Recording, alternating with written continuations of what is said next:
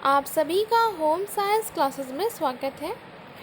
आज की वीडियो में हम 2018 का पेपर सॉल्व करेंगे, ठीक है, जो हुआ था 8 जुलाई को। तो चलिए आज का वीडियो स्टार्ट करते हैं। और बहुत लोगों ने ये कमेंट करके पूछ रहे हैं कि 2019 का पेपर सॉल्व कराने के लिए, तो ये पेपर सॉल्व करा दिया गया है। आप प्लेलिस्ट में जाकर, ठीक है, प्लेलिस्ट में जाकर देख सकते हैं। 2019 का पेपर पूरा कंप्लीट करवा दिया गया है। तो इसमें पहला क्वेश्चन है, ज्वर की अवस्था में शारीरिक तापमान में प्रति 1 फ़ारेनहाइट वृद्धि से न्यूनतम चयापचय दर में निम्न परिवर्तन आता है।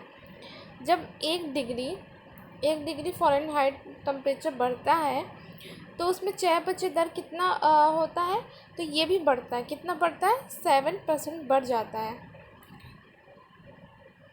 नेक्स्ट है, ICMR 2010 के द्वारा एक 15 वर्षीय लड़की के लिए दी गई लौ की प्रस्तावित पौष्टिक आवश्यकता कितनी होती है? तो एक जो 15 वर्षीय लड़की होती है उसके लिए आयरन की जो आवश्यकता होती है वो है 27 मिलीग्राम प्रतिदिन की आवश्यकता होती है। नेक्स्ट है, JNC7 के वर्गीकरण के अनुसार सिस्टोलिक और डायस्टोलिक रक्तचाप में हस्तक्षेप करने का स्तर क्या है? तो यह है जो SBP होता है वो 120 और जो DBP होता है वो 80 होना चाहिए, ठीक है। ये इसका है सिस्टोलिक और डायस्टोलिक रक्तचाप जो होता है वो इतना ही होना चाहिए, 120 और 80। नेक्स्ट है, एक प्रबंधकी ग्रेड में 1.9 क्रम निम्न का संकेत देता है। तो एक प्रबंध का मैनेजमेंट का एक पूरा ग्रेड तैयार किया गया है जिसमें विभिन्न क्रम दिए गए हैं, जैसे कि 1.9, 1.1, ठीक है। ऐसे बहुत सारे इसमें कॉलम बनाए गए हैं जो प्रदर्शित करते हैं उस मैनेजमेंट करने की। तो इनमें से पहले आपको बताने से पहले इसको बता दिया जाता है, ठीक है। इसको समझना पड़ेगा कि है क्या। तो आइए इसको और अच्छे से समझते हैं कि ये क्या है। तो इसमें और इसको अच्छे से जानते हैं। जैसे जो प्रबंधन जाल मॉडल है जिसे ब्लैक और मोर्टन ने बनाया है, 1969 में बनाया गया था, जिन्होंने एक योजनाबद्ध प्रणाली की पेशकश की जिसके माध्यम से किए जाने वाले कार्यों के संबंध में पदों के प्रति दृष्टिकोण और इसमें शामिल लोगों को दिखाया गया है, ठीक है। जो पद हैं उनको बताया गया है और इसमें कौन कौन से लोग शामिल होते हैं उनके बारे में पूरा बताया किसने? ब्लैक और मोर्टन ने। उनका सिद्धांत 9x9 जाल पर आधारित है जिसके लिए उन्हें एक बहुत ही उद्देश्यपूर्ण रास्ता बनाने के लिए कमीशन दिया गया था। लीडरशिप शैलियों के दो आयामी दृष्टिकोण का प्रतिनिधित्व करते हैं।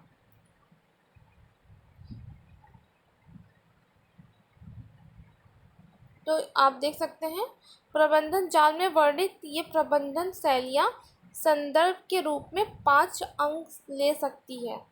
तो ये हमारे 5 प्रबंधन जो प्रबंध करते हैं, जैसे कोई कार्य है उनको। तो देखिए ऊपर है 1.9, 9.9, जो बीच में होता है वो 5.5 होता है और नीचे 1.1 और राइट साइड 9.1, ठीक है। ये 5 प्रबंधक होते हैं जो प्रबंध में किया जाता है, यही इन्हीं के द्वारा सब कुछ किया जाता है। देखिए इसको और डिटेल से पढ़ने। जो 1.1 है वो क्या है? इसकी विशेषता न्यूनतम चिंता परिणाम और टीम के सदस्यों के लिए दोनों इसे ठीक से पता नहीं कहा, मतलब इससे ज़्यादा इसमें बोझ नहीं होता, ये ज़्यादा इसके हाथ में कुछ भी नहीं होता। ये कार्य के समूह में रहते हैं, उसको प्रबंध करते हैं, बस इसका इतना कार्य होता है।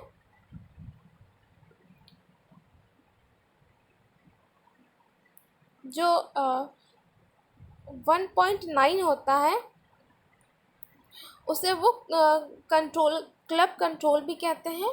ये इसके ऊपर सब कुछ इसमें कंट्रोल यही करता है। लोगों के लिए एक बड़ी चिंता और उत्पादन कार्यों के लिए थोड़ी सी चिंता की विशेषता है। इस शैली का उपयोग करने वाले प्रबंधक एक आरामदायक और सुरक्षित वातावरण बनाने का प्रयास करता है। जो वहाँ पे कार्य कर रहे हैं लोग, ठीक है, जो लोग कार्य करते हैं तो उनके लिए ये क्या करता है, एक अच्छा सा वातावरण बनाता है जिससे लोगों को कोई परेशानी ना हो, वो अच्छे से खुश होकर सारे काम को करें, ठीक है। उनकी जितनी भी प्रॉब्लम्स होती हैं वो ये सॉल्व करता है। कौन? जो 1.9 सॉल्व करता है।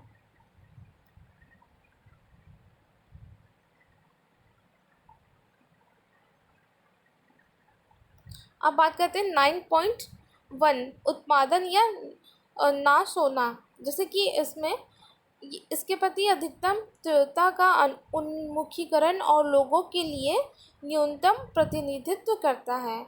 उत्पादन के प्रति हितों पर जोर दिया जाता है। जो 9.1 होता है वो क्या करता है, जैसे कि हम किसी चीज़ का प्रबंध कर रहे हैं, ठीक है, किसी प्रोडक्ट का प्रबंध कर रहे हैं कि हम ये कच्चा माल ला के ये बनाएंगे और उसका वितरण करेंगे। तो ये क्या करता है, उत्पादन पर जोर देता है कि हाँ इसका उत्पादन इतना होना चाहिए, कम हुआ ज़्यादा हुआ, अच्छा उत्पादन किया जा रहा, प्रोडक्ट की क्वालिटी सब कुछ 9.1 देखता है। तो इसका क्या होगा आंसर? इसका जो 1.9 होता है वो स्वीकृति और समर्थन लेना इसका कार्य होता है, ठीक है। एक व्यक्ति की युक्ति संगत रूप से सोचने और समस्याओं का समाधान करने की क्षमता किसका अंग है? तो ये अंग किसका होता है? ये संज्ञानात्मक विकास का होता है, ठीक है। वो अपने संज्ञान के द्वारा सोचना, समझना और समस्याओं का समाधान करता है। एक समुत्थानशील बच्चा वह है जो जिसमें उन परिस्थितियों से वापस निकल आता है जिनमें अधिकतर लोगों को नुकसान पहुंचेगा। तो ऐसी परिस्थिति जिसमें वो वापस निकल जाता है जिससे लोगों को जो नुकसान होता है वो नहीं पहुंचता है, ठीक है। नेक्स्ट है, निम्नलिखित में से कौन सा कढ़ाई का टाँका नहीं है? तो इनमें से कौन सा जो कढ़ाई का टाँका नहीं है? और मेहनती, तो ये एक कढ़ाई का टाँका होता है। फंदा, ये भी टाँका। मुर्री, ठीक है। फंदा और मुर्री दोनों क्या होते हैं? ये चिकनकारी जो लखनऊ का फेमस कढ़ाई होता है उसमें इसका प्रयोग किया जाता है। और दबका एक प्रकार की कढ़ाई होती है, ये कोई टाँका नहीं है। तो अगर आप अभी दिखाते हैं कि कैसा होता है ये मोरी है, सॉरी मेंथी है, ठीक है, मेंथी। ये कर्नाटक की फेमस जो कढ़ाई होती है, कसूती, ठीक है, कसूती जो फेमस कढ़ाई है कर्नाटक की, उसमें ये मेंथी जो स्टिच होती है वो की जाती है। टाका, ये मेंथी टाका है, ठीक है। और बात करते हैं ये होता है फंदा और मुर्री, ठीक है। ये फंदा मुर्री कढ़ाई है जो लखनऊ की बहुत ही फेमस कढ़ाई है जिसे चिकनकारी नाम से जानते हैं, ठीक है।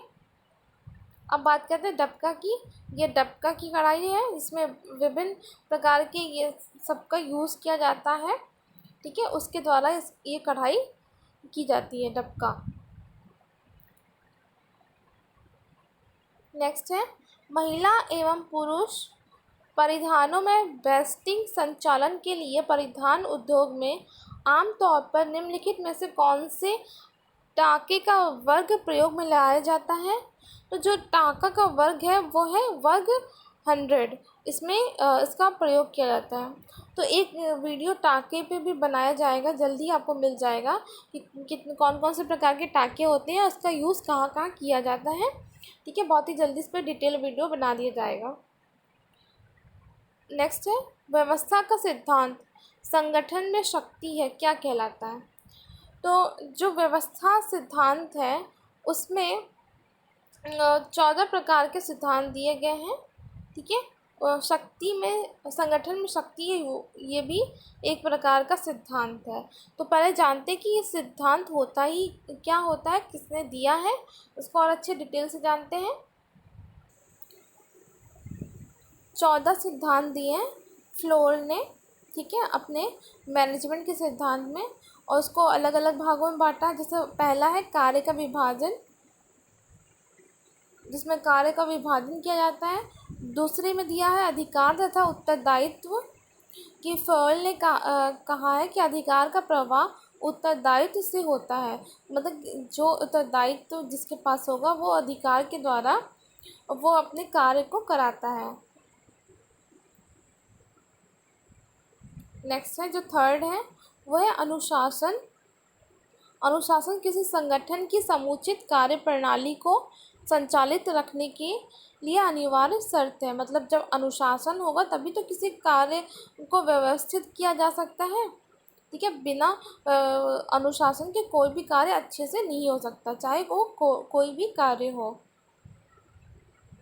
जो फोर्थ है वो है आदेश की एकता, ठीक है। इस सिद्धांत के अनुसार प्रत्येक कर्मचारी को एक ही अधिकारी से उनका वह निर्देश मिलने चाहिए, क्योंकि कोई भी व्यक्ति एक ही समय में एक से अधिक अधिकारियों के आदेशों व निर्देशों का पालन कर सकता है। मतलब जो आदेश की एकता होती है उसमें क्या होता है, अगर कोई व्यक्ति किसी एक व्यक्ति को आदेश दे रहा है तो वो उसी को देगा, ठीक है। वो व्यक्ति क्या करता है, जो आदेश मान रहा है तो एक ही व्यक्ति को मानता है, यानी कि दूसरा कोई आया वो उसका सुने, तीसरा चौथा, ऐसा नहीं करता वो, ये सब नहीं करता। वो एक ही का आदेश का पालन और निर्देशों का पालन करता है। फिफ्थ है निर्देशन की एकता, ठीक है, यूनिटी ऑफ डायरेक्शन। एक उद्देश्य संबंधित क्रियाएं एक समूह में होनी चाहिए और एक अधिकारी होना चाहिए।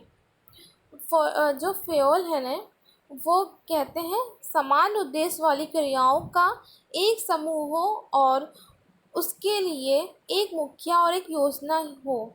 जैसे कि एक कार्य है, ठीक है, कोई कार्य है तो उसमें एक समूह बना लिया गया, उसको एक समूह में बांट दिया गया कि ये समूह ये कार्य करेगा। तो एक समूह जो बना है तो उसका एक हेड होता है, ठीक है।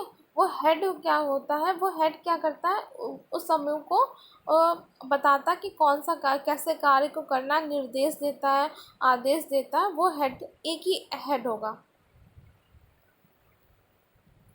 जो 6 है व्यक्तिगत हितों के सामान्य हितों के लिए गौरता।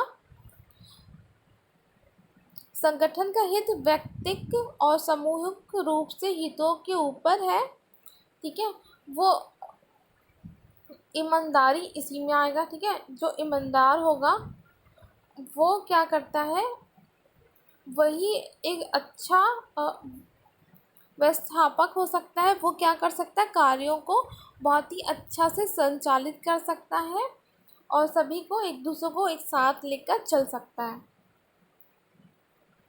7 पारिश्रमिक जो कर्मचारी होते हैं वो जब परिश्रम करते हैं तभी किसी व्यवस्था को मैनेजमेंट, जो हम किसी भी चीज़ का मैनेजमेंट कर रहे हैं वो अच्छे से हो पाएगा। केंद्रीकरण एक सिद्धांत अधिकार सत्ता के केंद्रीकरण से संबंधित है कि संगठन में किस सीमा तक सत्ता का केंद्रीकरण हो और कब उसे विकेंद्रित किया जाए। फ्योल के मत में सत्ता का विकेंद्रीकरण और विकेंद्रीकरण प्रबंधकों के व्यक्तिगत गुणों, अधीनस्थों की योग्यता और व्यवसाय की दशा पर निर्भर करता है कि इसको कब केंद्रीकरण करना है, कि किसी एक पर कब विकेंद्रित करना, कि सभी को सत्ता का सभी को कैसे करना है, ये किस पे निर्भर करता है, जो प्रबंध कर रहा है उस पर निर्भर करता है। जो 9 है सोपान श्रृंखला, 9 और 10 है व्यवस्था, 11 है समता। ठीक है, सबको एक जैसे मानना चाहिए। जो 12 है सेवी वर्गीयों के कार्यकाल में स्थायित्व। ठीक है, ये हमारा 12th है। जो 13 है पहलपन, और जो हमारा लास्ट है वो है सहयोग की भावना, जिसे कहते हैं स्पिरिट दे कोर्ट्स। ठीक है, ये हमारा सहयोग की भावना क्या होता है, कर्मचारियों के बीच परस्पर सहयोग और दल भावना को प्रोत्साहित किया जाना चाहिए, क्योंकि एकता और सहयोग में शक्ति होती है। जब सब लोग मिलकर काम करते हैं तो क्या होता है, मिलकर काम करेंगे तो उनमें एक एकता सहयोग होगा, जिससे शक्ति मिलती है और काम को बहुत ही अच्छे से कर सकते हैं। तो अब इसका आंसर करना है, व्यवस्था का सिद्धांत संगठन में शक्ति है क्या कहलाता है। तो ये किस नंबर का सिद्धांत है, और इसका सही आंसर आप लोगों को कमेंट करके बताना है। ठीक है, इसका 9 का आंसर आप लोगों को बताना है क्या है, A, B, C या D। ठीक है, 1 2 3 4 में से कौन सा है। इसको बहुत अच्छे से पढ़ा दिया गया है, तो आप लोगों को करना है खुद से। नेक्स्ट है, लोगों और मशीनों के बीच अंतर क्रिया का अध्ययन क्या कहलाता है। तो ये कहलाता है श्रम दक्षता शास्त्र कहलाता है। ठीक है, आज के लिए बस 10 क्वेश्चन ही। ठीक है, कल और कराया जाएगा, और कल आपको रिसर्च का टॉपिक पढ़ाया जाएगा फर्स्ट। ठीक है, इसको 3 पार्ट में बांटा गया, फर्स्ट सेकंड रिसर्च, हम फर्स्ट सेकंड और थर्ड। ठीक है, ये 3 वीडियो आएंगे रिसर्च के, जिसमें पूरा रिसर्च का सिलेबस कंप्लीट करा दिया जाएगा। तो आप लोगों को चिंता नहीं करना, तो आप कोई भी टेंशन ना लें, रिसर्च आपको बहुत अच्छे से पढ़ाया जाएगा, जिससे आपको एक बार में समझ में आ जाएगा। ठीक है, अगर वीडियो अच्छा लगा तो प्लीज़ वीडियो को लाइक करें, शेयर करें और चैनल को सब्सक्राइब करें।